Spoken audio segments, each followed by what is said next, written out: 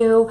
I'm here today with my good friend Katie Harman Ebner, Miss America 2002, and I'm so thankful that you're with us today, Katie. Thanks for joining us. Oh, thank you so much, Pam. It's always such a treat to talk with you. Well, we're going to be talking with our friends in the audience today about miscarriage, stillbirth, and tubal pregnancy. And it's a tough topic to talk about, and unfortunately a lot of people do not discuss this because there's just a lot of guilt, there's a lot of fears, a lot of things that are attached to this emotionally. But they're expecting you to share your story of the loss that you encountered between your first baby and your third baby. Mm-hmm. Oh, and I'm happy to do so. Certainly that was not a happy time. No. Like so many who have experienced miscarriage, it was so unexpected for me, and that was really the biggest jolt of it all.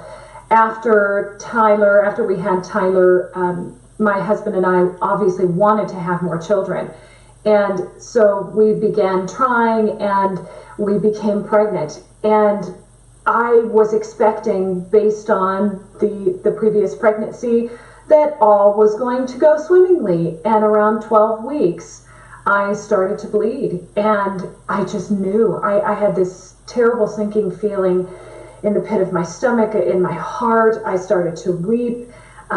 Tim took me to the doctor. Unfortunately, my regular doctor, my OBGYN, was out of town at the time, so I was given a different doctor. And while he was so nice, it was one of those experiences where I didn't know quite what to expect, and he was very clinical about it all. And that made me kind of spiral from that point forward, where I was completely anxious from that moment forward. I was sobbing, I was distraught, I was very, very hurt. All of these feelings of what did I do? What did I do wrong? What has happened? This is my baby. I want this baby more than anything in the world. First of all, what caused this? What did I do? Why isn't this doctor giving me more support? What am I supposed to do from here? Where am I supposed to go from here? All of those emotions flooded me at the instant that he said, "You have miscarried." And then it was going home and going forth from there, which was a very, very rocky process. It was a good many months of really going through grief and the many stages of grief. And it wasn't just me dealing with it, it was my husband dealing with it as well. So it was very multi-layered. There is so much hurt, and there is so much guilt that's associated with a miscarriage or the loss of a pregnancy. And it is very difficult to reconcile those feelings. Yeah, it is. And so I'm just wondering, and maybe those in the audience are too, were you alone that day when you received this news? And then how did you broach the subject with Tim? I was not alone. This happened on a weekend, and so he was home from work, and that was really miraculous because he's an F-15 pilot for the Oregon Air National Guard, and more often than not, he is gone.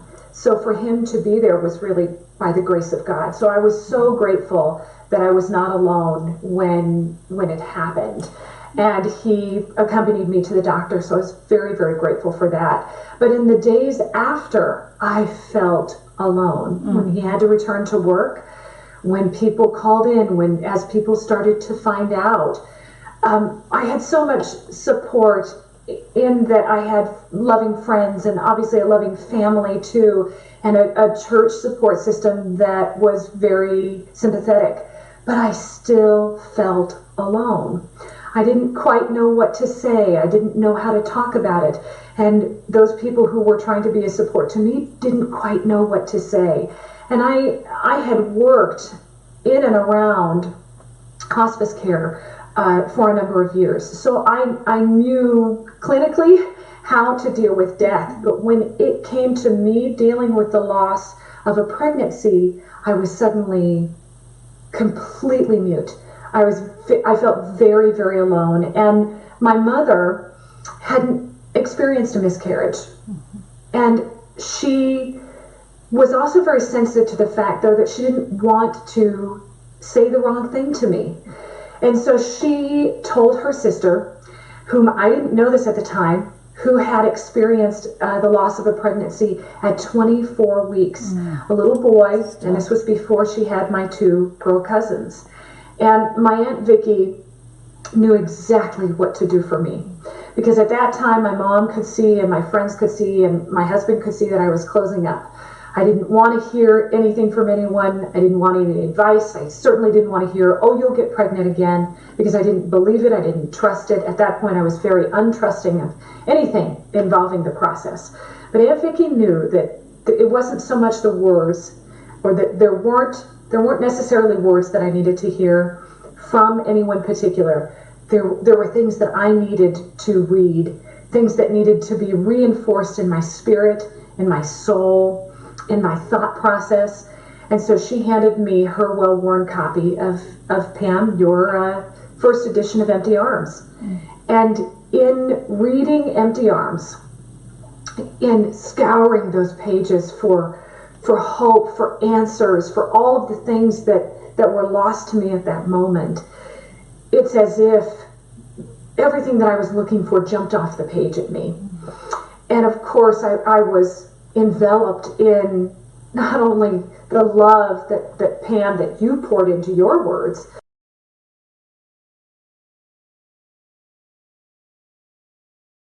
for those who were trying to support me. I had less of a feeling of being alone, and I had this nudging to go forward, that I could go forward.